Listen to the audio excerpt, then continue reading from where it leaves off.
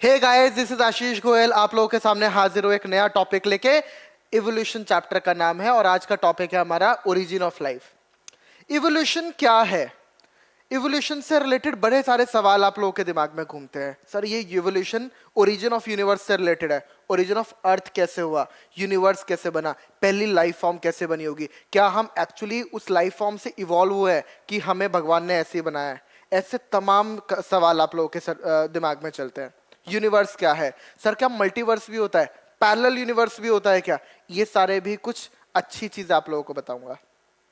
Sir, हमें एक चीज बताइए कि इवोल्यूशन जो हुआ है वो छोटे ऑर्गेनिजम्स थे, फिर उनसे और कॉम्प्लेक्स ऑर्गेनिज्म बने, फिर मंकीज बने, मंकीज से हम बने हैं, है ना? हमारा क्लोजेस्ट रिलेटिव चिंपैंजी है। तो आप बताओ सर, एक चीज बताओ, सारे बंदर, सारे मंकीज आज ह्यूमन क्यों नहीं बन गए? सारे ब्रायोफाइटा टेरिडोफाइटा क्यों नहीं बन गए? सारे टेरिडोफाइट्स जिम्नोस्पर्म्स क्यों नहीं बन गए? ऐसे तमाम सवाल आप लोगों के दिमाग में घूमते हैं और उसकी चाबी इसके पूरे लेक्चर में आप लोगों को मिलेगी। स्टे ट्यून, देखते रहिए। चलिए स्टार्ट करते हैं। इवोल्यूशन, इवोल्यूशन क्या है? पहला क्वेश्चन हमारा कि इवोल्यूशन क्या है। चार बातें बताता हूं आप लोगों को मैं। पहली बात कि इवोल्यूशन क्या है। इवोल्यूशन है बेटा चेंज। सर, ये चेंज कैसा? चेंज तो बहुत सारे हो सकते हैं।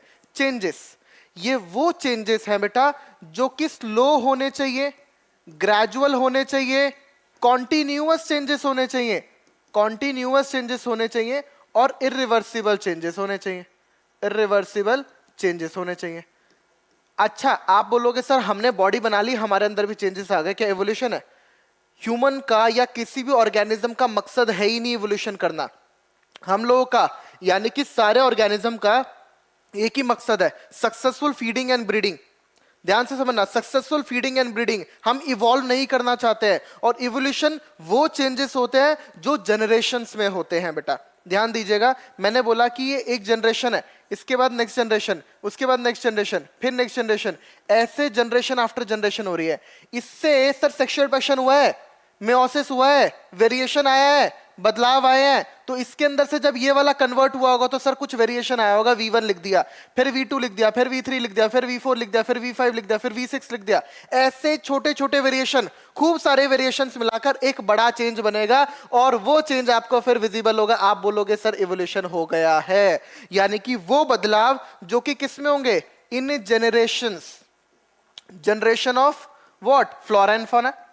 फ्लोरा आप जानते हैं, प्लांट वर्ल्ड को, प्लांट डाइवर्सिटी को फ्लोरा बोला जाता है।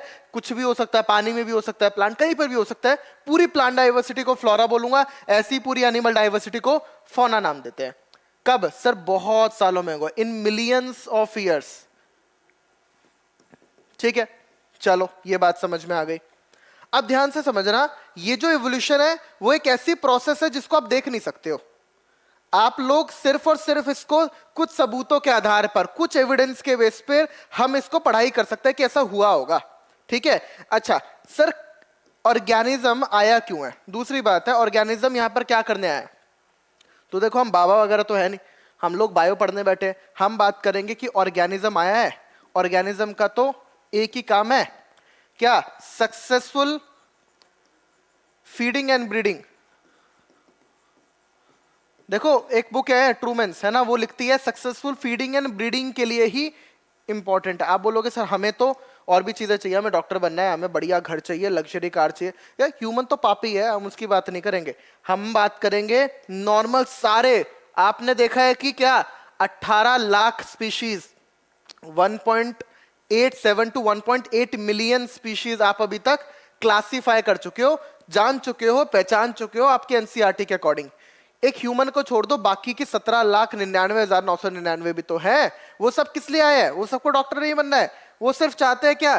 खाना बढ़िया टाइम पे मिल जाए, खाना बढ़िया हो जाए और आगे हम ब्रीडिंग कर ले, नेक्स्ट जनरेशन ले आए। बात समझ में आई? फिर आप बोलोगे सर एक चीज बताओ, इवोल्यूशन का मकसद क्या है? इवोल्यूशन क्यों हो रहा है? क्या ऑर्गेनिज्म सिंपल से कॉम्प्लेक्स हो रहे हैं? सर सिंपल से कॉम्प्लेक्स हो रहे हैं, यानी कि मैं बोल सकता हूं कि यहां पर कॉम्प्लेक्सिटी बढ़ रही है। देखो, मैं एग्जांपल देके बात करता हूं। मैंने बोला आप लोगों को कि यहां पर आपने ले लिया बैक्टीरिया, हमने बोला प्रोकैरियोट से एक सिंगल सेल से इवॉल्व होके आज इतना कॉम्प्लेक्स ह्यूमन, एक मैमल बन चुका है। इसका मतलब है कि सर क्या कॉम्प्लेक्सिटी इवोल्यूशन में होती है? मैं बोलूंगा होती है।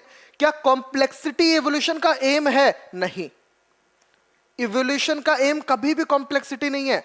वो तो क्या चाहता है? Organism successful feeding and breeding करता रहे।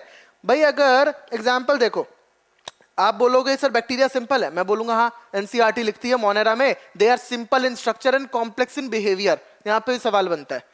फिर आप बोलोगे ह्यूमन कॉम्प्लेक्स है, बहुत कॉम्प्लेक्स है। भाई तुम जानती हो, मेरे टीचर है ना डॉक्टर ए के सर, वो कहा करते थे कि आप लोगों के पास, जब मैं मेडिकल कॉलेज में था तो वो बोला करते थे कि आप लोगों के पास है ना इनफ टाइम रहेगा इंसान को बचाने के लिए, क्योंकि इंसान की बॉडी बहुत कॉम्प्लेक्स होती है। तो मुझे इतना पता है कि ह्यूमन की बॉडी बहुत कॉम्प्लेक्स है। इतने सिंपल से कॉम्प्लेक्सिटी जनरली तो होती है, लेकिन एक एक्सेप्शन बताता हूं। देखो पैरासाइट्स की बात करो। पैरासाइट आपकी एनसीईआरटी क्लास 11th की एनसीईआरटी एनिमल किंगडम के अंदर साइक्लोस्टोमेटा में लिखती है कि during the course of evolution इन्होंने अपने डाइजेस्टिव ऑर्गन, सेंसेस वगैरह बहुत सारी चीजें लूज कर दी है, खत्म कर दी है। क्यों? क्योंकि सर इनको जरूरत ही नहीं है, ये अपना स्ट्रक्चर बहुत सिंपल रखना चाहते हैं। इसकी तमाम बातें हम डिटेल इकोलॉजी में पढ़ेंगे। मैं आपको सिर्फ इतना बताता हूं, ये किसकी तरफ भाग रहे हैं? ये अपने स्ट्रक्चर को सिंपल रखना चाहते हैं, ये सिंपलिसिटी की तरफ ज्यादा जाएंगे। तो अगर आप बोलते हो कि सर एम इवोल्यूशन को कॉम्प्लेक्सिटी बढ़ाना है, तो ये भी कॉम्प्लेक्स हो रहा होता, बट ऐसा होता नहीं है। ठीक है, दूसरी बात, आपने बोला कि सर इवोल्यूशन कैसा होगा? मैं बोलूंगा प्रोग्रेसिव होगा। बट जनरली कैसा होता है इवोल्यूशन? प्रोग्रेसिव होता है, बेहतर होता रहता है। इवोल्यूशन हमेशा बेटरमेंट के लिए होगा बेटा। कुछ जो चेंजेस आएंगे सर, हमेशा आप चेंजेस की बात कर रहे हो। चेंजेस का मतलब क्या है? बदलाव। इन बदलाव को कौन तय कर रहा है? नेचर से बड़ी ताकत कोई नहीं है। ये बदलाव नेचर तय करेगी, और नेचर के अंदर एक ऐसी मशीन फिट है जो हमेशा बेस्ट कॉम्बिनेशंस चुन के बेहतर चेंजेस लेकर आती है। चेंजेस तो बेकार भी हो सकते हैं। सर ये बेहतर चेंजेस ही क्यों हो रहे हैं? जो नए कॉम्बिनेशन बना है, जो रिकॉम्बिनेशन हुआ है मेयोसिस के टाइम पे, वो कॉम्बिनेशन बेहतर क्यों बना है? बेटा जी नेचर के अंदर एक मशीन फिट है। आप समझो नेचर से ऊपर अभी कुछ नहीं है। नेचर सब चीजें बैलेंस करती है, एडजस्ट करती है, सब जानती है। अभी इंसान बहुत छोटा है उसके सामने। ठीक है, तो हमने बोला कि नेचर जो है अब उसमें प्रोग्रेसिव इवोल्यूशन की तरफ जा रहा होगा, लेकिन हमने देखा कि कुछ एक्सेप्शंस ऐसे हैं जो ऐसा नहीं भी हो रहा है। एक्सेप्शन ऐसे हैं जो ऐसा नहीं भी हो रहा है। आप जानते हो कि एनिमल किंगडम ने आपने पढ़ा है क्या? सब बॉडी प्लान था, blind sac body plan, then tube in tube body plan है, एडवांस बॉडी प्लान है ना। ऐसे ही आप सिमेट्री में भी देखोगे एडवांसमेंट होती जा रही है। Asymmetrical radial symmetry, then bilateral symmetry. अब Porifera, Coelenterata, Ctenophora, Platyhelminthes, Aschelminthes, Annelida, Arthropoda, Mollusca, Echinodermata. Echinodermata advanced है इन सबसे जितने ही बोले हैं। तो अकाइनोडर्मेटा के अंदर जानते हो क्या होता है? सिमेट्री कौन सी होती है? अकाइनोडर्मेटा में इसकी एडल्ट स्टेज में, मैं ज्यादा नहीं जाऊंगा उसमें, रेडियल सिमेट्री होती है बेटा। कैसी सिमेट्री है? Radial symmetry. क्या सर ये बहुत एडवांस है? नहीं, इससे पीछे जो ऑर्गेनिजम्स थे उनमें ज्यादा एडवांस सिमेट्री देखने को मिल रही है। तो इसके अंदर इवोल्यूशन कैसा हुआ सर? क्या प्रोग्रेसिव है? नहीं, पीछे के डायरेक्शन में हो गया क्या? बिल्कुल हो गया। तो मैंने क्या बोला, इनके अंदर इवोल्यूशन हुआ, रेट्रोग्रेसिव इवोल्यूशन हो गया बेटा। कैसे एवोल्यूशन हो गया? Retrogressive evolution. चार बातें की है, ध्यान से देख लो। चेंजेस है स्लो, ग्रेजुअल, कॉन्टिन्यूअस, इरिवर्सिबल। भाई वो वापस से रिवर्स नहीं होंगे चेंज। ये डोलो साहब ने बोला था, इसी को डोलोज लॉ भी बोलते हैं। ठीक है, किस में हुआ सर? फ्लोरा एंड फौना में हुआ, लाइफ में हुआ, लिविंग में हुआ, पॉपुलेशन में हुआ। ठीक है, फिर किसमें? मिलियंस ऑफ ईयर्स में हुआ। क्लियर? फिर हमने देखा कि ऑर्गेनिज्म किस लिए आया धरती पर? सक्सेसफुल फीडिंग एंड ब्रीडिंग के लिए आए। यही उसका एम है। इवोल्यूशन उसका एम नहीं है। हम इवॉल्व करने नहीं आए, हम सक्सेसफुल फीडिंग एंड ब्रीडिंग के लिए आए हैं। सिंपल से कॉम्प्लेक्सिटी जनरली होती है, बट अगेन इवोल्यूशन का मकसद कॉम्प्लेक्सिटी बढ़ाना कतई नहीं है। जनरली प्रोग्रेसिव इवोल्यूशन हुआ है, लेकिन कुछ जगह देखा गया रेट्रोग्रेसिव भी हो सकता है। क्लियर है बात? चलिए अब आगे जानते हैं। फिर वही क्वेश्चन, इवोल्यूशन। अच्छा, इसके साथ एक बड़ी शानदार लाइन है, टू अनफोल्ड और अनरोल और टू रिवील हिडन पोटेंशियलिटीज। ध्यान से समझते हैं बात को। इस रूम में हम बैठे है ना, इस रूम में मान लो 100 मस्किटोज आ गए। मैंने देखा यार मस्किटो है, काट रहे हैं, लेक्चर नहीं लेने दे रहे हैं मेरे को, मैंने क्या किया, ऑल आउट लगा दी। तो देखा अब ऑल आउट लगाने के बाद, ध्यान से सुनना, ऑल आउट लगाने के बाद इस एरिया में जितने थे 100 मस्किटोस थे, उसमें से 40 बच गए, 60 की डेथ हो गई। सर ये 40 क्यों बच गए? क्योंकि जो केमिकल मार रहा था, इन्होंने क्या किया, इन्होंने अपने अंदर, वो जीन इनके अंदर पहले से ही प्रेजेंट थी, उस जीन ने उसका कुछ एंटीडोट बनाया और उस केमिकल से लड़ लिए और जीत गए भाई, जिंदा रह गए। इसका मतलब था इसके अंदर पोटेंशियल पहले ही था क्या उसको मारने का? बिल्कुल था, लेकिन अभी तक अगर कंडीशन नहीं आई थी तो रिवील नहीं कर पा रहे थे। मतलब मान लो मेरे को लगता है कि कोई पर्सन है, मैं इसको ना मार नहीं पाऊंगा, लड़ाई हो गई तो ठीक है, तो फिर मैंने क्या किया, मैंने उससे लड़ाई नहीं की, लेकिन एक दिन मेरी लड़ाई हो गई और मैंने उसको मार दिया। उस दिन मेरे को अपना पोटेंशियल पता चल गया कि यार अब ये फालतू बोलेगा तो मैं इसको मारूंगा, सिंपल बात है ना। तो अपने को चाहिए फुल इज्जत, ठीक है। तो हमने बोला कि अभी हमें अपना पोटेंशियल को अनफोल्ड करना है। अनफोल्ड कब करोगे? जब सर कंडीशन आएगी सामने, पहले तो नहीं पता है। आप बोलोगे सर एक चीज बताओ, उसके जीन में आप कह रहे हो कि वो पहले से जीन प्रेजेंट है, उसको क्या पता था कि वहां पर वही एग्जैक्ट होगा, उसी के अगेंस्ट मैं कुछ बनाऊंगा? मेरे बच्चों ऐसा ही होता है नेचर में, यानी कि अगर उसके अगेंस्ट कुछ ना कुछ पहले से रहा होगा, हो सकता है कि 100 साल 200 साल पहले का वो जीन आ गया हो, और सर नहीं आया तो निपट जाएंगे भाई। यानी कि जीन कोई नया नहीं बन गया उस टाइम पे। आप सोचते हो कि जीन नया बन गया, वेरिएशन होगा, धीरे धीरे करके नया बनता जाए, ऐसा नहीं होता। जीन उसके अंदर पहले से ही प्रेजेंट था, बस अपना वो पोटेंशियल पहचान नहीं पा रहा था, और जैसी कंडीशन आई उसने अपने पोटेंशियल को रिवील कर दिया। बेटा क्लियर है बात? इसकी इस चीज का पूरा प्रूफ मैं आप लोगों को आगे दूंगा, इसका पूरा प्रूफ दूंगा आगे, ठीक है। डिटेल प्रूफ में जानेंगे, डोंट वरी। अब मेरा एक क्वेश्चन है, आप लोग मुझे बताओ सर इवोल्यूशन की यूनिट क्या है? What is the unit of evolution? Is it individual और पॉपुलेशन? मैं बोलूंगा क्या? बोलो, सोचो। पॉपुलेशन। बोलो सर इंडिविजुअल क्यों नहीं हुआ? एक चीज बताओ, यहां पर 40 मच्छर बचे है ना, इन्होंने फिर कुछ कुछ किया और ये 100 हो गए है ना। अब इसके अंदर जो चेंजेस आए थे, वो जीन एक्टिवेट हो गया था ना इनके अंदर। अब ये 100 जो है उनके अंदर वही एक्टिवेटेड जीन होगा कि नहीं होगा? यानी कि वो चेंजेस सारे के सारे 100 के अंदर दिख रहा है कि नहीं दिख रहा है आप लोगों को? अगर ये 100 के अंदर आप लोगों को ये दिख रहा है बेटा, तो इसका मतलब है कि पॉपुलेशन ग्रो की ना, पॉपुलेशन इवॉल्व की ना हमेशा।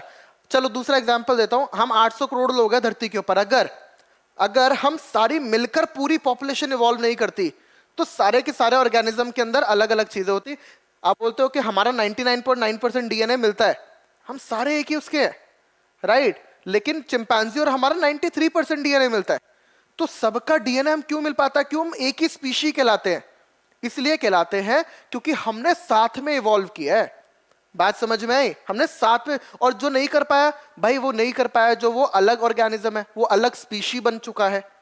बात समझ में आई? मैं हमेशा बोलता हूं evolution is not like a ladder but like a tree. Evolution ऐसा नहीं है कि ब्रायोफाइट टेरिडोफाइट में कन्वर्ट हो गया, टेरिडोफाइट जिम्नोस्पर्म में कन्वर्ट हो गया, जिम्नोस्पर्म एंजियोस्पर्म में कन्वर्ट हो गया। नो, ब्रांच निकलेगी मेरे बच्चों। ब्रायोफाइट है, इससे एक ब्रांच निकल जाएगी टेरिडोफाइट, फिर उससे ब्रांच निकल सकती है, खत्म नहीं होगा कुछ भी। तो इवोल्यूशन मैं फिर से लिख रहा हूं, evolution is not like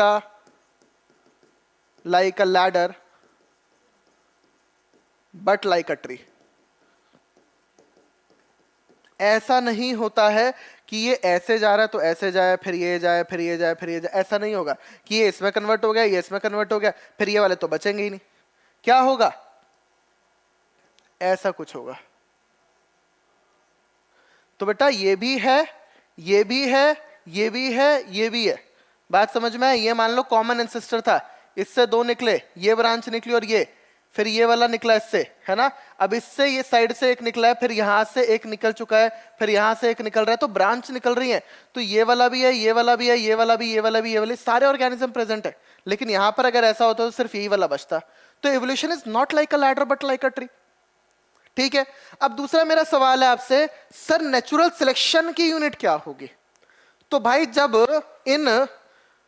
in मच्छरों पर क्या संकट आया ना, मैंने ऑल आउट लगा दिया, तो जैसे इनके ऊपर संकट आया तो जिनके अंदर वो जीन था और वो जीन एक्सप्रेस हो गया, एक्टिवेट हो गया, अपना वर्क कर दिया और बच गया, जिस ऑर्गेनिज्म ने, जिस इंडिविजुअल ने किया वो तो बच जाएगा और जो नहीं कर पाया वो निपट जाएगा। सिंपल। तो यानी कि इसकी यूनिट क्या होगी सर? इंडिविजुअल होगी। क्यों? क्योंकि सर नेचर उसी को सेलेक्ट करेगी जिसके अंदर वो जीन होगा। इंडिविजुअल सेलेक्ट होंगे, पॉपुलेशन थोड़ी सेलेक्ट होगी। ठीक है कि तुम 10-15 आ जाओ, तुम अच्छे लग रहे हो, ऐसा कुछ नहीं होगा। जिसके अंदर वो जीन होगा वही सिलेक्ट होगा। इंडिविजुअल लेवल पे सिलेक्शन चल रहा है यहाँ पे। सर मुझे बताओ रॉ मटेरियल क्या एवोल्यूशन का? मैं बोलता हूं देख, ये ऑर्गेनिज्म, इससे दूसरा मतलब इसकी नेक्स्ट जनरेशन, फिर नेक्स्ट जनरेशन, फिर नेक्स्ट जनरेशन। मान लो तुम हो, तुम कौन से हो? जेनजी हो ना तुम, है ना? हम इसके बाद जेन वाई थी, जेन एक्स थी, हम तो मिलेनियल में क्रॉस कर गए। तो भाई ये जनरेशन आगे आगे बढ़ती जा रही है। जैसे जैसे जनरेशन बढ़ती जा रही है तो यहाँ पर क्या हो रहा है सर? सेक्सुअल रिप्रोडक्शन हो रहा है। यहाँ क्या हो रहा है सर? सेक्सुअल रिप्रोडक्शन हो रहा है। अब जब सेक्सुअल रिप्रोडक्शन हो रहा होगा तो क्या हो रहा होगा सर? वेरिएशन आ रहे होंगे। बेसिक सी चीज तो यही है जो एवोल्यूशन लेकर आएगी। रॉ मटेरियल तो यही है जो एवोल्यूशन लेकर आएगी। तो आपसे पूछेगा कोई रॉ मटेरियल क्या एवोल्यूशन के लिए, हम बोलेंगे क्या? वेरिएशन। सब बहुत वेरिएशन सुन लिए। अब वेरिएशन के अलावा एक नया टर्म सुनाओ। अब मैं सुनाऊंगा आप लोगों को बाई चांस। इस चैप्टर में बड़े सारे बाई चांस हैं। वो बाई चांस क्या है समझेंगे। चैप्टर का ओवरव्यू ले लेते हैं भाई। तो बच्चे चैप्टर पढ़ लेते हैं लेकिन समझ नहीं आता इस चैप्टर में है क्या क्या। तो मेरे बच्चों सबसे पहले एवोल्यूशन में मैं पढ़ाऊंगा आप लोगों को ओरिजिन। एनसीईआरटी एक बात लिखती है कि ओरिजिन ऑफ यूनिवर्स और ओरिजिन ऑफ लाइफ का बहुत तसल्ली से लेना देना है। मैं ओरिजिन की बात कर रहा हूं। जैसे जैसे यूनिवर्स का ओरिजिन हो रहा था वैसे वैसे लाइफ भी बड़ी इंपॉर्टेंट थी उसकी ओरिजिन के साथ ही। चिपकी हुई है, अटकी हुई है, बात करेंगे। यानी कि हम बात करेंगे ओरिजिन ऑफ यूनिवर्स की, हम बात करेंगे ओरिजिन ऑफ गैलेक्सीज की, फिर हम बात करेंगे ओरिजिन ऑफ अर्थ की, फिर हम बात करेंगे ओरिजिन ऑफ लाइफ की, है ना? लाइफ कैसे बनी। ठीक है। अब आपको मैंने क्या बोला, लाइफ कैसे बनी, इस ओरिजिन ऑफ लाइफ के ऊपर, इस ओरिजिन ऑफ लाइफ के ऊपर बेटा, है ना, कई सारे लोग आए, बड़ी सारी थ्योरीज देने लगे, है ना? वो सारी थ्योरी हम पढ़ेंगे। थ्योरी 1, 2, 3, 4, 5 ऐसे तमाम थ्योरीज हम पढ़ेंगे। ठीक है। अब ध्यान दीजिएगा, इसके बाद मैं आपको लोगों को क्या पढ़ाऊंगा। हमने ये पढ़ लिया लाइफ कैसे बनी है। तो जो पांचवी थियरी है ना, ओपेरन और हेल्डेन की थियरी है, इसको हम मॉडर्न थियरी या केमिकल थियरी या नेचुरलिस्टिक थियरी या मटीरियलिस्टिक थियरी, बड़े सारे नाम है, वो बोलते हैं। और यही मोस्ट एक्सेप्टेड थियरी है, बाकी सारी को मैं डिस्कार्ड करूंगा। तो इसने बता दिया कि कैसे नॉन लिविंग से यूकैरियोट्स तक बन गए हैं। आप बोलोगे सर एक चीज बताओ, एवोल्यूशन के कुछ एविडेंस तो दे दो। मैं बोलूंगा तुम देख तो सकते नहीं हो, एविडेंस ले लो। एविडेंस में क्या क्या, पहला, दूसरा, तीसरा, चौथा, ऐसे कई सारे एविडेंस दूंगा। जैसे सर फॉसिल से, ठीक है, और सर होमोलॉजी, कंपैरेटिव मॉर्फोलॉजी और एनाटॉमी, है ना, एनालॉजी, एडाप्टिव रेडिएशन, ऐसे तमाम चीजें हम करेंगे। ठीक है। उसके बाद हम लोग कुछ थियरीज पे जाएंगे। तो भाई सबसे पहले लमार्क साहब आए। लमार्क ने बड़ी सारी पॉइंट्स रखे अपने, फिर लोग उन्हें क्रिटिसाइज करने आ गए, क्रिटिसिज्म आ गया उनका, फिर उन्होंने पॉइंट्स को मॉडिफाई कर दिया कुछ लोगों ने, तो नियो लमार्किज्म आ गया। पहले Lamarckism, then criticism, then neo Lamarckism. फिर डॉर्विन साहब आए, डॉर्विन का डॉर्विनिज्म दिया, फिर क्रिटिसिज्म, फिर नियो डॉर्विनिज्म। तो भाई वो सब थ्योरीज पढ़ेंगे हम कि लोग क्या क्या इस थ्योरीज के बारे में पढ़ते हैं। लमार्क साहब की पढ़ी, डॉर्विन साहब की पढ़ी। उसके बाद हम मॉडर्न थ्योरी पढ़ेंगे जो आज हम एक्सेप्ट करते हैं। उसी के अंदर हम बड़े सारी चीजें पढ़ेंगे, जीन फ्रीक्वेंसी, है ना, एलील क्या होते हैं, ऐसे फाउंडर्स इफेक्ट, बॉटलनेक इफेक्ट, ऐसी बड़ी सारी तमाम चीजें हम इसके अंदर पढ़ेंगे और ये बात प्रूव करेंगे कि इवोल्यूशन हुआ है, और हुआ है तो कैसे हुआ है। ठीक है। फिर भाई एक चीज देखो, तुमने एटम से लेकर यूकैरियोटिक सेल तो बना दिया। अब एनसीईआरटी लिखती है कि कुछ ब्रीफ अकाउंट है किससे क्या बना। अब मैं बोलूंगा तुम 18 लाख के ऑर्गेनिज्म का सारा बता दो कि किससे कौन कैसे क्या बन रहा है। आप बोलोगे सर पूरी जिंदगी में भी नहीं पढ़ पाएंगे। तो बोलते हैं कि ठीक है थोड़ा सा जान लो। तो थोड़ी सी बातें हम कुछ ऑर्गेनिज्म की यहाँ पे कर लेंगे और लास्ट में हम पढ़ेंगे, हम पापी लोग अपने बारे में तो जानना चाहते हैं, तो हम अपना पढ़ेंगे बढ़िया तरीके से, जिसको हम बोलते हैं ह्यूमन एवोल्यूशन। ठीक है, मैंने ये सारी थ्योरीज मैं चाहता हूं तो लिख सकता हूं, एक्सप्लेन कर देता है यहाँ पे। सर स्पेशल क्रिएशन थियरी आई, स्पॉन्टेनियस जनरेशन थियरी आई, है ना, लेकिन अभी कॉस्मोजोइक थियरी आई। लेकिन मेरे बच्चों की अभी आप लोगों को जरूरत नहीं है, मैं सारी थियरीज पढ़ाऊंगा। ठीक है, मैंने आपको सिर्फ ये बताया कि ओरिजिन कैसे हुए, फिर उसके ऊपर क्या क्या थ्योरीज आई, फिर इस थ्योरी को एक्सेप्ट किया गया, यूकैरियोटिक सेल बन गया। फिर हमने उन सब के एविडेंस देखे कि क्या क्या एविडेंसेस है हमारे पास कि किससे क्या बना है। फिर हमने कुछ थ्योरीज भी, बहुत सारे लोग आए बड़ी सारी थ्योरीज देकर गए कि एवोल्यूशन ऐसे हुआ है, एवोल्यूशन ये चाहता है, एवोल्यूशन ऐसे होता है, इस ऑर्गेनिज्म का एवोल्यूशन ऐसे हुआ है, ऐसी कई सारी बातें की गई। ठीक है, फिर हमने फॉसिल्स और इन सब के एविडेंस के बेसिस पे कुछ ब्रीफ अकाउंट हम पढ़ते हैं कि किससे क्या बना होगा, थोड़ा बहुत पढ़ते हैं। फिर हम दुष्प्राणी, हम ह्यूमन एवोल्यूशन का पढ़ेंगे। क्लियर है बात? यही हमें इस चैप्टर में पढ़ना है। तो चलिए स्टार्ट करते हैं। बिग बैंग थियरी, हमारे ओरिजिन ऑफ यूनिवर्स की बातें करते हैं। Origin of universe, origin of universe की स्टडी, देखो यूनिवर्स की स्टडी को हम कॉस्मोलॉजी बोलते हैं, है ना, और ओरिजिन ऑफ यूनिवर्स की स्टडी को हम कॉस्मोगोनी बोलते हैं। तो हम कॉस्मोगोनी पढ़ेंगे हम, है ना। तो कॉस्मोगोनी में हम सबसे पहले ओरिजिन ऑफ यूनिवर्स पढ़ेंगे। तो भाई ओरिजिन, यूनिवर्स का ओरिजिन हुआ होगा, ओरिजिन ऑफ यूनिवर्स हुआ, ठीक है। देन ओरिजिन ऑफ अर्थ हुआ, फिर ओरिजिन ऑफ लाइफ हुआ, फिर origin of non cellular form of life हुआ। ये सब एनसीईआरटी में लिखा है।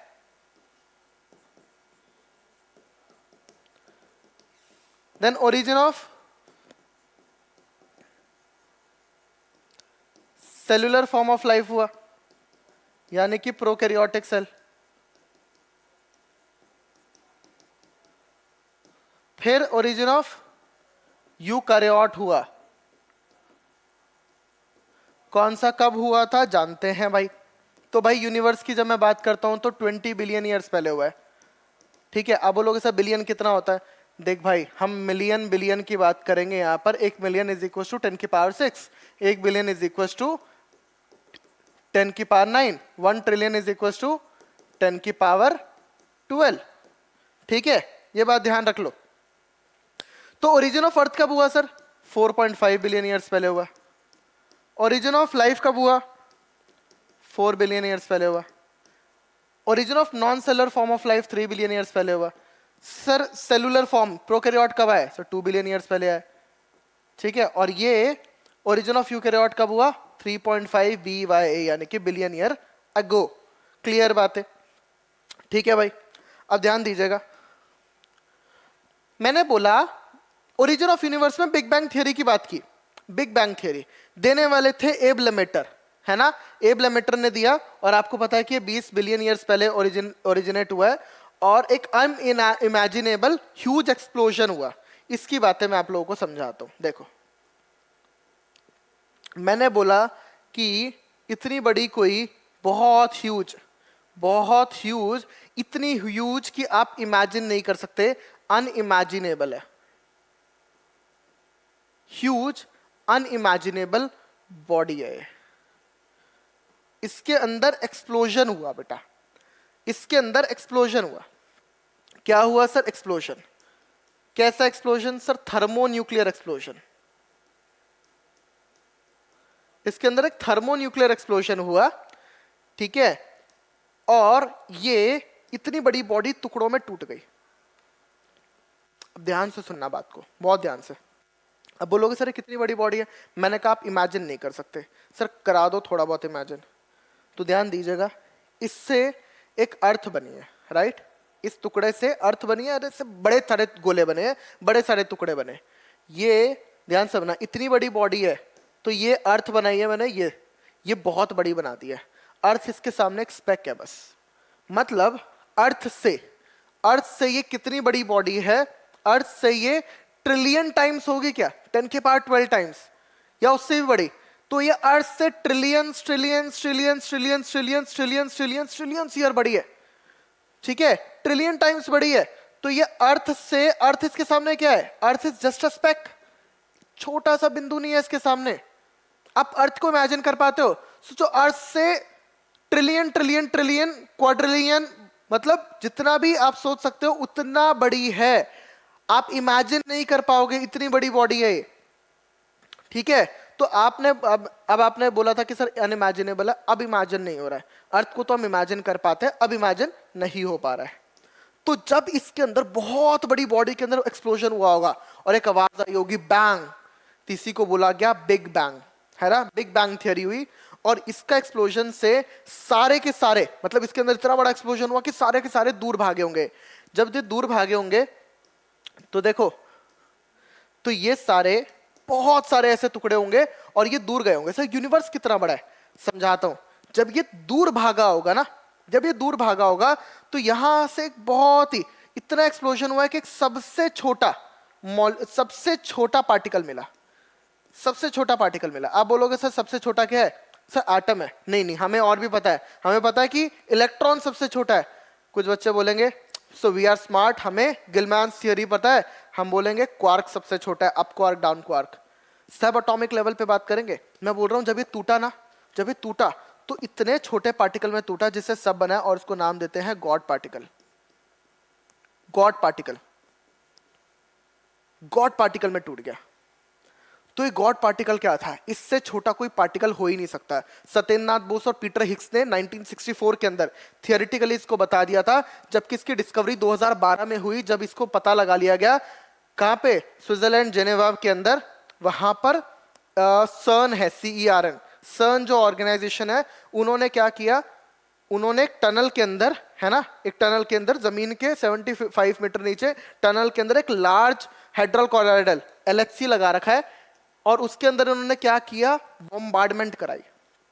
आपको अगर मेरे को ये पेन तोड़ना है तो मैं क्या करूँ, फेंक के मारूंगा, टूट जाएगा। तो इन्होंने भी ऐसे ही किया, इन्होंने इस पेन को फेंक के मारा।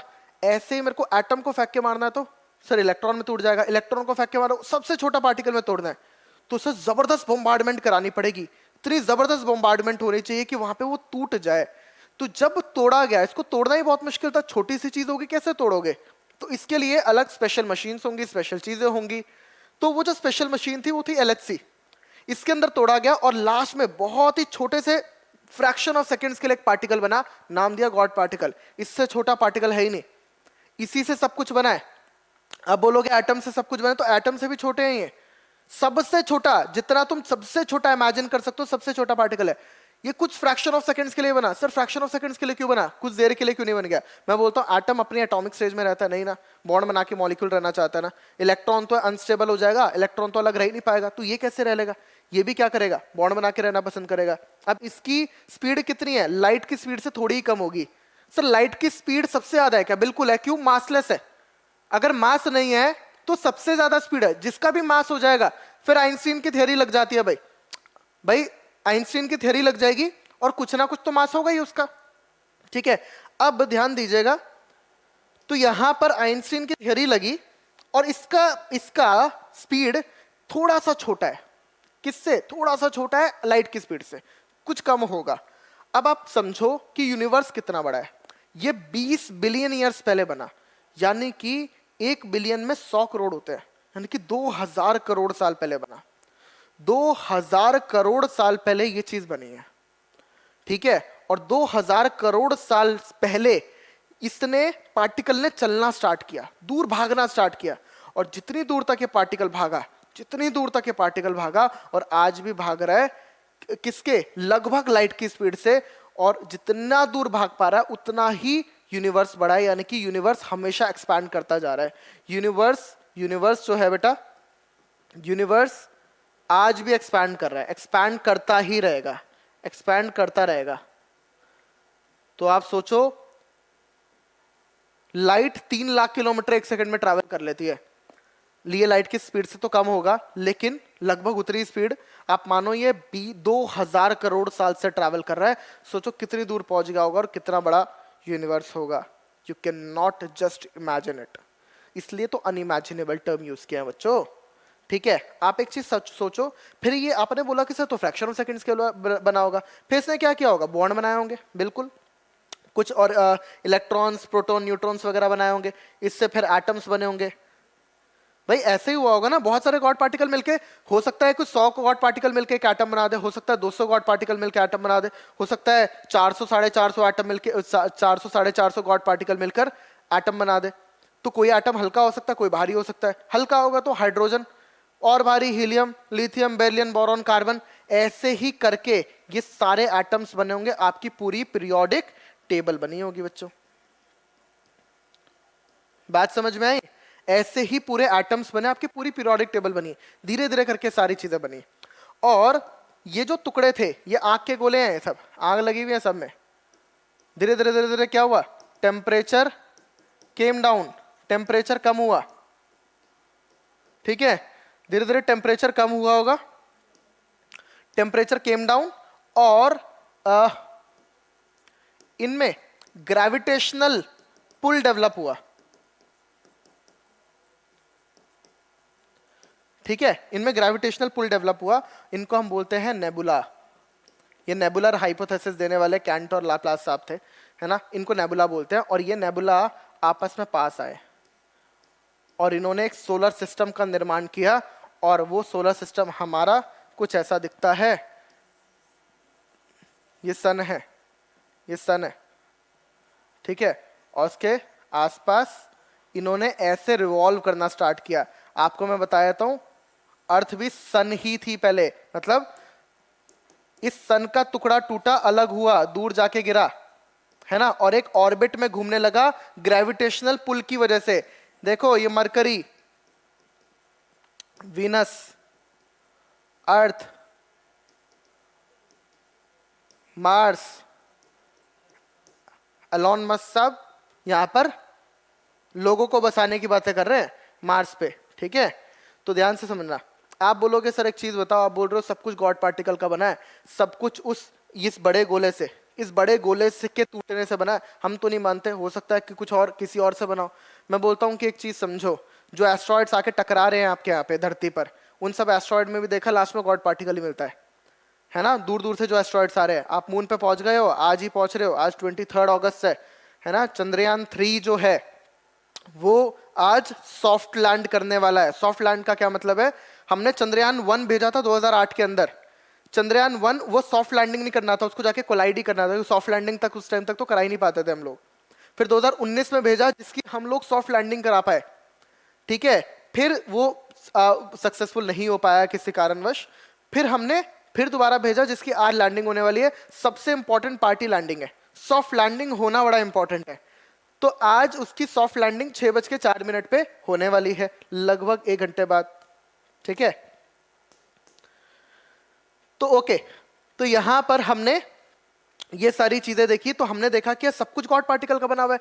जो दूसरी जहां पर भी हम जा रहे हैं, मार्स पे जा रहे हैं, मून पे जा रहे हैं, सबकी मिट्टी हमारे पास है। सबने देखा कि सब कुछ तो गॉड पार्टिकल का बना है। मून भी गॉड पार्टिकल का, आसपास के सारे दूर दूर से जो दूसरी गैलेक्सी से एस्ट्रॉइड आ रहे हैं वो भी सब किससे बने, गॉड पार्टिकल से बने, यानी कि सब इसी से बने होंगे। अब ध्यान से समझना, ये जो है ये आपका सोलर सिस्टम है। ऐसे तो बहुत सारे हैं, गैलेक्सीज हैं, बहुत सारे गैलेक्सीज है। तो हमारी गैलेक्सी का नाम क्या है सर, हमारी गैलेक्सी का नाम है मिल्की वे या फिर आकाश गंगा, ठीक है।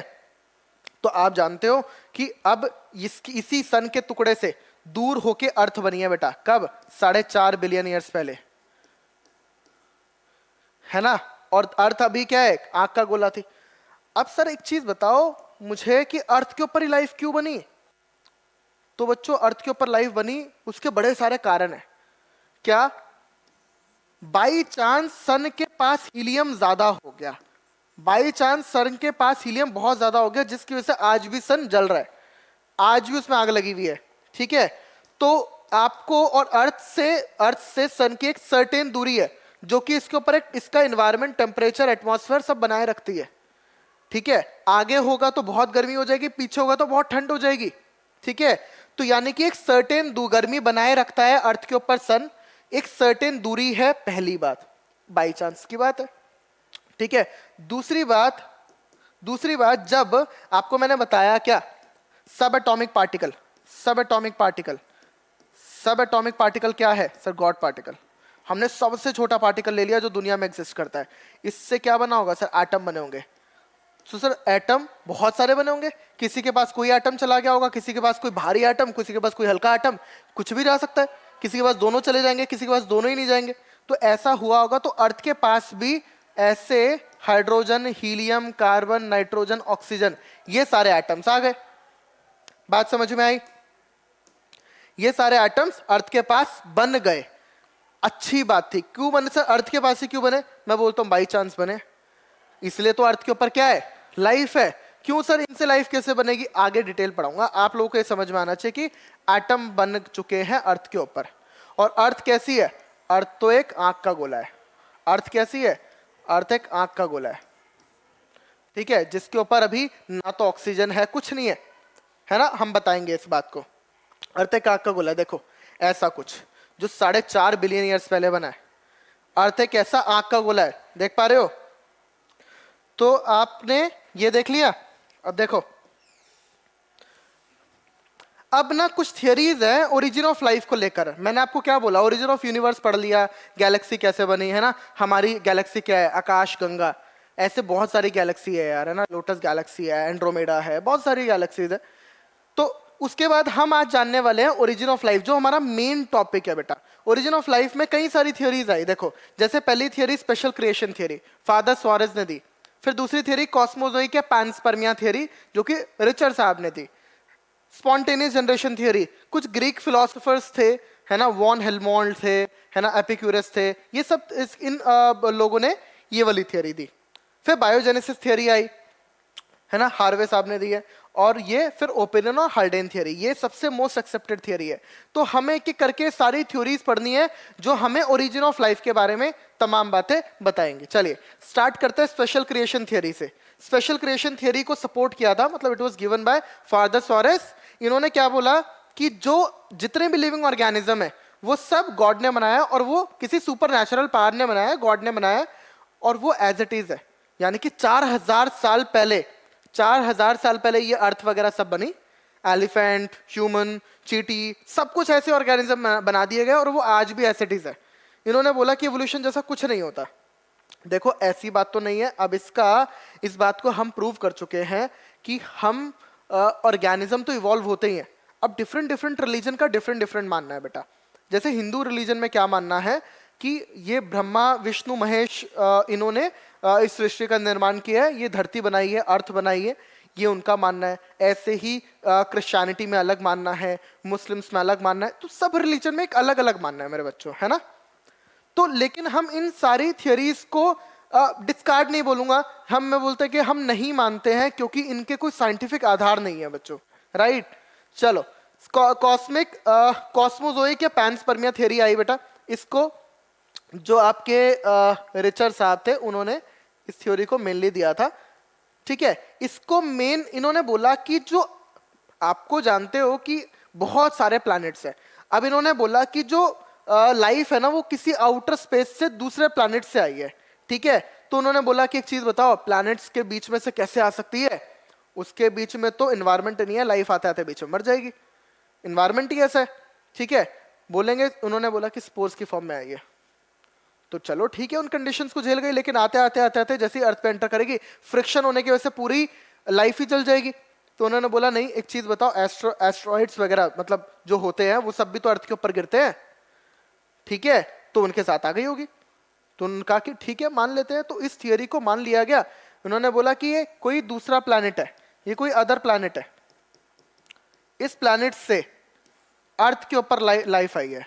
किस फॉर्म में आई है सर? स्पोर्स की फॉर्म में आई है, स्पोर्स की फॉर्म में आई है ये रही लाइफ। तो आपने बता दिया चलो अर्थ के ऊपर यहां से आई है। पहली बात तो इसका कोई साइंटिफिक आधार नहीं है। दूसरी बात है तो फिर यहां पे कहां से आई लाइफ? तो ओरिजिन कैसे हुआ लाइफ का इस यूनिवर्स के अंदर? ये तो फिर भी क्वेश्चन मार्क ही है ना। तो इनसे तो नहीं पता चलता कि ओरिजिन कैसे हुआ यूनिवर्स का। फिर हमने स्पॉन्टेनियस जनरेशन थ्योरी, वॉन हेल्मोल्ट और कुछ ग्रीक फिलोसोफर्स ने ये थ्योरी दी। इन्होंने क्या बोला? ए बायोजेनेसिस या ऑटोजेनेसिस। उन्होंने बोला कि भाई इसका मतलब होता है नॉन लिविंग से लाइफ का बन जाना। देखो इसको एंशिएंट ग्रीक फिलोसोफर्स ने दिया। इन्होंने बोला कि नॉन लिविंग मैटर होगा, उससे आपका ये लिविंग ऑर्गेनिज्म बन जाएंगे, कैसे? इन्होंने एग्जाम्पल्स भी दिए। इन्होंने बोला कि देखो जब बारिश होती है ना तो मॉनसून के टाइम पे सारे फ्रॉग्स वगैरह आ जाते हैं। तो हमें तो पता है कि बारिश होगी, पानी भरेगा और वाटर उनका मीडियम का काम करेगा उनके गैमिट्स को ट्रांसफर होने के लिए, लेकिन बहुत पहले की बात है ना। तो उन्होंने बोला कि बारिश होती है तो उस टाइम पे सर्दियां होती है तो उस टाइम पे मच्छर आ जाते हैं, बारिश होती है उस टाइम पर फ्रॉग्स वगैरह आ जाते हैं, तो ये अपने आप पैदा हो जा रहे हैं। इन्होंने हद तब कर दी जब इन्होंने क्या बोला, इन्होंने रेसिपी बताई माइस को बनाने की। इन्होंने बोला कि एक डर्टी है ना शर्ट ले लो, एकदम स्वेट से भरी हुई, स्वेट ड्रेंच शर्ट ले लो और उसके अंदर ग्रेन्स वगैरह रख दो। मटकी में क्या किया, ग्रेन्स रख दिए, गेहूं के दाने रख दिए, व्हीट ग्रेन्स रख दिए और एक शर्ट रख दी स्वेट से भरी हुई, और इसको 21 दिन तक चलने दो। 21 दिन के बाद आपको दिखेगा कि वहां पर चूहे हो जाएंगे। तो भाई एक चीज बताओ, ऐसा तो नहीं हुआ? अब उन्होंने बोला शर्ट क्यों शर्ट नहीं भी रखोगे, सिर्फ गेहूं के दाने रखोगे तो खाने के पीछे आ जाएंगे। इस शर्ट का तो कोई कॉन्सेप्ट ही नहीं समझ में आया, पहली बात। दूसरी बात कि ये जो माइस बना है, तो आपको पता है कि माइस तो कहीं बाहर से आया होगा। आप उसको जिस मटकी में आपने किया था उसको ढक्कन बंद करके करते, फिर देखते हैं माइस अंदर बन रहे नहीं बन रहे, नहीं बनते। तो ये हद हो गई थी। आज तो हम ये सारी बातें जानते हैं, लेकिन उस टाइम पे उन्होंने बोला अपने आप बन जाते हैं, स्पॉन्टेनियस जनरेशन हो जाता है, एबायोजेनेसिस हो जाता है। इसी बात को डिस्प्रूव करने के लिए आए फिर फ्रांसिस्को रेडी। इन्होंने फ्रांसिस्को रेडी ने एक एक्सपेरिमेंट किया। इन्होंने क्या किया, देखो एक जार लिया, जार को एकदम इस पार्चमेंट से, कॉर्क से या पार्चमेंट से कवर कर दिया, एकदम बंद कर दिया। दूसरा लिया इन्होंने, इसको इसने मसलिन क्लॉथ से, गॉज से या मसलिन क्लॉथ से यानी कि मलमल के कपड़े से पूरा कवर कर दिया, ठीक है। और तीसरा इन्होंने लिया, इसको खुला छोड़ दिया। तो इन्होंने तीनों में बॉइल्ड मीट लिया था।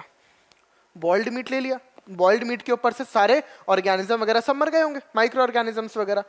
अब इन्होंने कहा कि देखो यहां पर लाइफ आ गई, ये तो बाहर से आई है लाइफ, यहां पर इन दोनों में लाइफ क्यों नहीं आ पा रही? फिर अगर आपने बोला कि इससे अंदर ही जनरेट हो जाएंगी, ये मक्खियां इसमें जनरेट हुई है, तो यहां पर भी जनरेट हो जानी चाहिए थी, यहां पर भी जनरेट हो जानी चाहिए थी, लेकिन क्यों जनरेट नहीं हुई? अब इनको बोला गया कि एक चीज बताओ, तो यहां पर जनरेट नहीं हुई, यहां पर जनरेट नहीं हुई, उसका कारण क्या है कि तुमने, ठीक है, यहां पर जनरेट क्यों नहीं हुई बेटा? क्योंकि ये फ्लास्क ओपन है ना, ये क्लोज फ्लास्क है, यहां पे ओपन क्यों नहीं हुई, यहां पर लाइफ क्यों नहीं जनरेट हुई बेटा? क्योंकि इन्होंने बोला कि ये जो मीट है, ये जो बॉइल्ड मीट है, आप इसको निकाल के बाहर देखो माइक्रोस्कोप के अंदर, आपको कुछ माइक्रो ऑर्गेनिजम्स देखने को मिलेंगे। आप बोलोगे सर माइक्रो ऑर्गेनिजम्स कैसे, बैक्टीरिया वगैरह कैसे देखने को मिल सकते हैं? हमने तो इसको पूरा बॉईल कर दिया था, स्टेरलाइज हो गया, ढक्कन पूरी बॉटल को स्टेरलाइज थोड़ी किया था, उसमें आ गए माइक्रो ऑर्गेनिजम्स वगैरह सब आ गए। फिर इनके एक्सपेरिमेंट को डिस्कार्ड कर दिया गया, और अब कौन है? स्प्लांजनी साहब है। स्प्लांजनी साहब ने थोड़ा दिमाग लगाया, उन्होंने क्या किया, स्टेरलाइजेशन कर दिया। उन्होंने यहाँ पर क्या लिया, ध्यान देना, यहाँ पर इन्होंने ब्रॉथ लिया, वेजिटेबल ब्रॉथ लिया, भूसा लिया, वेजिटेबल ब्रॉथ लिया, और ध्यान से सुनना, वेजिटेबल ब्रॉथ लिया, उसको पूरा स्टेरलाइज कर दिया, अनकवर्ड है अभी। फिर वेट किया, देखा और चेक किया कुछ टाइम बाद ग्रोथ को, तो देखा कि इसके अंदर ये टर्बिड हो गया। टर्बिड मतलब ये धुंधला हो गया। धुंधला मतलब कि इसके अंदर कोई ना कोई बैक्टीरियल ग्रोथ वगैरह हो गई है। तो उन्होंने देखा देखो यहाँ पे बैक्टीरियल ग्रोथ हो गई, ठीक है, लेकिन जब मैंने क्या किया, स्टेरलाइज किया, इसको पूरा गर्म करके स्टेरलाइज कर दिया, अंदर सारे मार दिया और इसको कवर कर दिया, सब कवर कर दिया। अब हमने वेट किया, और अब जब हमने इसको देखा तो बेटा ग्रोथ चेक करने के बाद तो टर्बिड नहीं था, एकदम क्लियर थी, यानी कि कोई ग्रोथ नहीं हुई है। ये धुंधला, ये ग्रोथ हो गई है इसलिए धुंधला टर्बिड दिखने लगा। यहाँ पे एकदम ये क्लियर फ्लूइड है, कोई ग्रोथ नहीं हुई है इसके अंदर। क्यों नहीं हुई है? अगर आपने बोला कि इसके अंदर यहां पर इससे जनरेट हो रहा था लाइफ, तो यहां पर भी जनरेट हुआ है, तो यहां पर भी जनरेट होना चाहिए था। यानी कि उन्होंने कहा जैसे मैंने कवर किया तो अंदर से लाइफ नहीं आ पाई, बाहर से लाइफ, यानी कि लाइफ उसके अंदर बनी ही नहीं है। फिर इनसे बोला गया कि एक बात बताओ, तुमने इसको कवर कर दिया पूरा, तो कवर करने के बाद तो उसको ऑक्सीजन मिलेगा ही नहीं। जब ऑक्सीजन नहीं मिलेगा तो तुम बताओ, तुम ऑक्सीजन के बिना रह सकते हो स्प्लांजनी? तो उन्होंने बोला नहीं। तो ये कैसे लाइफ कैसे बन जाएंगे यहाँ पर? तो उन्होंने कहा बात तो ठीक है, तो अब क्या करें? अब तो लोगों के ऐसे आंसर्स आने लगे थे कि अब समझ नहीं आ रहा था कि करे क्या। फिर आए पाश्चर साहब, लुई पाश्चर ने स्वान नेक फ्लास्क एक्सपेरिमेंट किया और सबकी बोलती बंद कर दी। अब ध्यान से समझते हैं इन्होंने क्या किया। इन्होंने बेटा देखो, इन्होंने फ्लास्क लिया एक, इन्होंने क्या किया, एक फ्लास्क लिया ऐसे स्वान नेक शेप फ्लास्क लिया। इसके अंदर कैसा फ्लास्क लिया, स्वान नेक शेप फ्लास्क लिया, और ये बंसन बर्नर लिया, यहाँ पे बर्नर लगा दिया, यहाँ पर ये होने दिया। अब ध्यान से देखना, इसमें इन्होंने शुगर सोल्यूशन ले लिया, धीरे धीरे करके यहाँ से धुआं उठने लगेगा, देखो स्टीम आने लगेगी यहाँ पे। जब यहाँ पे स्टीम आई तो यहाँ पर कुछ टाइम बाद क्या हुआ होगा, कुछ टाइम बाद देखो यहाँ से जाएगा तो यहाँ पे पानी भर जाएगा और ये पूरा एरिया स्टेरिलाइज हो गया। ठीक है, अब ध्यान से समझना हुआ क्या, यहाँ पर भी शुगर सोल्यूशन लिया, सारी चीजें सेम की इन्होंने। अब ध्यान समझना, गैस बंद कर दिया, बर्नर बंद कर दिया। अब इन्होंने देखा कि यहाँ पर बैक्टीरिया प्रेजेंट है, यहाँ पे बैक्टीरिया प्रेजेंट है, लेकिन यहाँ से एयर तो जा पा रही है, देखो यहाँ से एयर जा पा रही है, ये एयर चली गई है, लेकिन यहाँ से ऐसे बैक्टीरिया नहीं जा पा रहा, बैक्टीरिया सारा यहाँ ट्रैप हो गया, यहाँ पे सारा बैक्टीरिया ट्रैप हो गया। अब देखा कि यार यहाँ पे सारा बैक्टीरिया ट्रैप हो गया, बात तो ठीक है, अब एयर भी अंदर जा रही है, अब किसी को कोई बोलने वाला कुछ नहीं था। अब लोगों ने कुछ नहीं बोला, सब लोग चुप हो गए। हाँ भाई, अब तो एयर भी अंदर जा पा रही है, पहली बात। सर अब तो यहाँ पर लाइफ बन सकती है, सब कुछ हो गया, यहाँ पर कुछ भी नहीं है, माइक्रोस्कोप से भी देख लिया तो यहाँ पे कोई माइक्रो ऑर्गेनिज्म नहीं है। फिर उन्होंने बोला, कुछ लोगों ने बोला कि यहाँ पे कोई बैक्टीरिया नहीं है, अच्छी बात है।